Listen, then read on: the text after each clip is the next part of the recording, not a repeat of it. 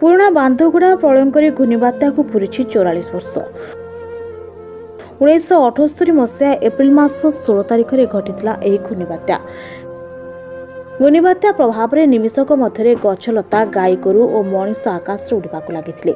ए घूर्ण्णिबात्यार 178 जन लोकों मृत्यु घटता बेले 700 जन गोरु मृत्यु मुखर पड़ते। ग्रामटी श्मशान सतरे परिणत हो जाता। पुणा बांधगुड़ा ग्राम देखा यह स्पेशल रिपोर्ट। संतोष कुमार दे 1978 मसीहा एप्रिल 16 तारिख दिन जो घूर्ण्णिबात्या होता से 178 जन मृत्युवरण करते। तार स्मृति उद्देश्य एप्रिल 16 आमर रविवार दिन ये स्मृतिचारण सभा हम से जनसाधारण गाँव जनसाधारण एवं समस्त भद्र व्यक्ति मैंने ये योगदान करेंगे। मु निजे अफेक्टेड मु देखिनी मु निजे से पीड़ित थी तेणु मु से देखिनी मु तो मेडिकल निजे थी। लोक लोक से तो हठात एमती अंधार करदेला तापर आम भितर घर भितर रहीगलु तापर आमको मेडिकल नहीं गले आम तापर घटना के जानीपारू पछरे शुणिलु जो एमती 178 लोक मरीज।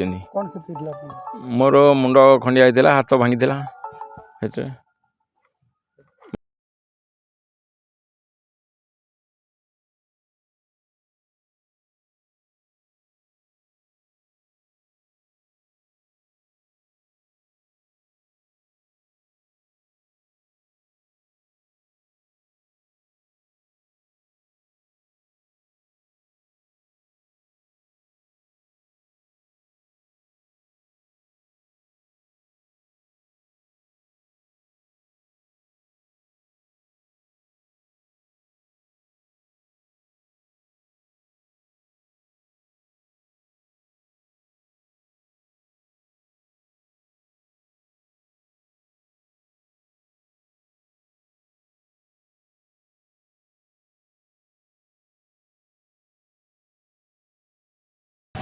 मो नाटा प्रदीप कुमार नायक। 45 वर्ष तलर कहानी से दिन था 1978 मसीहा रविवार एप्रिल 16 तारिख। हठात 3:46 मिनिट गोटे कला धूआकार गाँ भर को माड़ी आसला। मु भी से प्राय 15 वर्ष होता है कि जना पड़ानी कौन हो 3 मिनिट भितर सब गाँ ध्वंस हो गला। गाँव 178 जनकर प्राण चलीगला। बहुत पिला अनाथ हो गले बाप माँ चलीगले। आज पर्यंत भी तार खोज खबर कहीं नहीं पारना। अनाथ पिला माने चलुचंदी केमिति सरकार भी एपर्यंत से तालिका पाइनी। दुख लगुच जो अनाथ पिला माने गाँ छाड़ी भी किसी बाहर रही से कथा भी कहीं केबे बुझुना। आज मन पड़े दुख लगे आ भविष्य जमती सेमती बात्या न हो छुआ मान आखिरे लुह न आसू से अनाथ न हूँ। पृथ्वी किपरि शांति रहू ए बात्या न हो भगवान पाखे मुझे प्रार्थना करुच्ची। मु नृसिंहचरण धीर आम पुराणा बांधवटा ग्राम बात्यार जस्ट मोर ग्रेजुएशन सरी मुझे घर को आमर हठात एप्रिल 16 तारिख 4:02 मिनिट्रे जोर साड़ू पश्चिम कौन उत्तर आड़ू ढो ढो शब्द होगी बड़ पवन झड़ होगी आसला।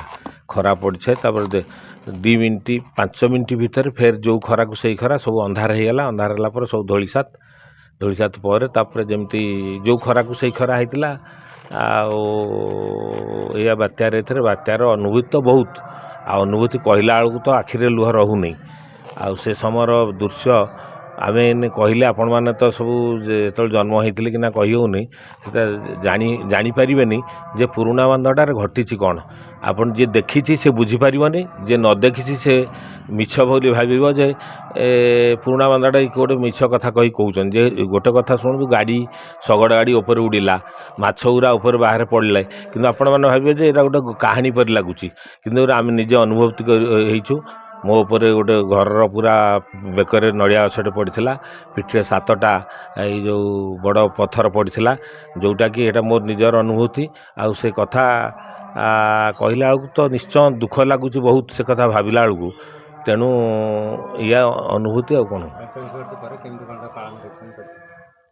ସବୁ ବର୍ଷ ପରି ଆମେ ସବୁ ବର୍ଷ ସକାଳୁ ଏଇ ଯେ ଏପ୍ରିଲ 16ଟାକୁ ପାଳନ କରୁ ମାନେ ସକାଳୁ ତିଳ ତର୍ପଣ ହୁଏ। ଏଇ ଯେଉଁ ଗାଁ ସାରା ନାମ ସଂକୀର୍ତ୍ତନ କରିକି ସକାଳୁ ତିଳ ତର୍ପଣ କରନ୍ତି ମୃତ ବ୍ୟକ୍ତିଙ୍କ ସ୍ମୃତି ଉଦ୍ଦେଶ୍ୟରେ।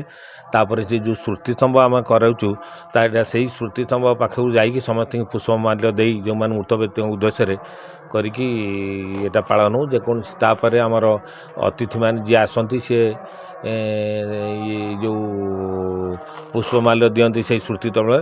ଏହା କରିକି ସ୍ମୃତି ସଭା କରାଯାଏ। ଘଟଣା ପରେ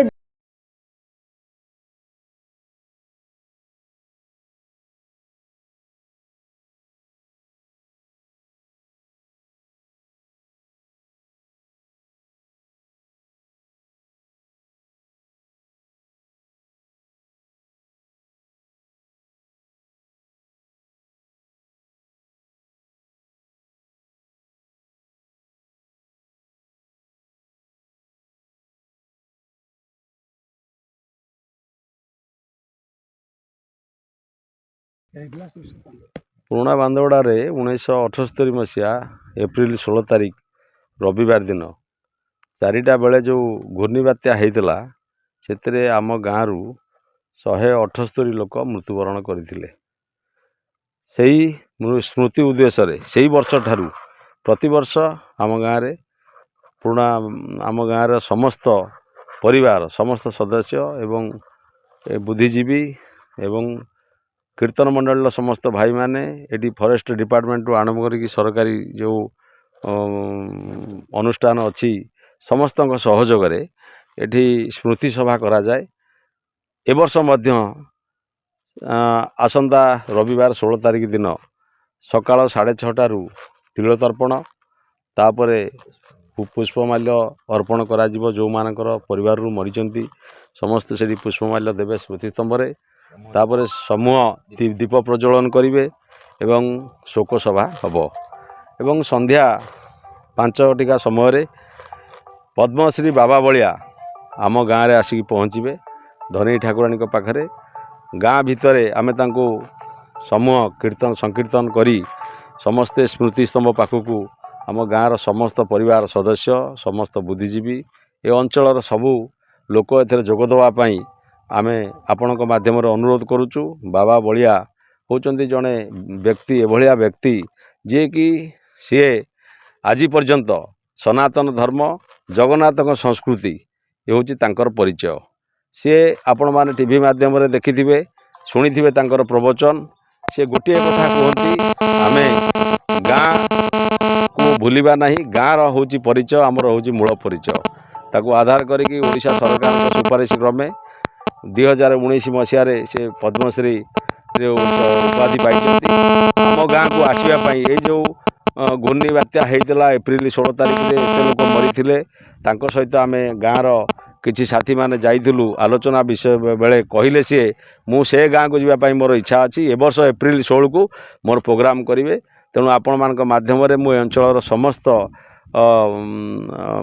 ସନାତନ ଧର୍ମର ଏବଂ ଗୀତାକୁ ଯେଉଁମାନେ ଭଲ ପାଉଛନ୍ତି, ଜଗନ୍ନାଥ ସଂସ୍କୃତିକୁ ଭଲ ପାଉଛନ୍ତି, ସମସ୍ତଙ୍କୁ ଅନୁରୋଧ କରୁଛୁ ବାବା ବଳିଆଙ୍କର ଯେଉଁ କାର୍ଯ୍ୟକ୍ରମ ସନ୍ଧ୍ୟା 6ରୁ ରାତି 9 ପର୍ଯ୍ୟନ୍ତ ଅଛି, ସମସ୍ତେ ଆସି ବାବାଙ୍କ ସାନ୍ନିଧ୍ୟ ଲାଭ କରିବା ସଙ୍ଗେ ସଙ୍ଗେ ପ୍ରବଚନ ଶୁଣି ନିଜର ଆତ୍ମସନ୍ତୋଷ ଲାଭ କରିବେ।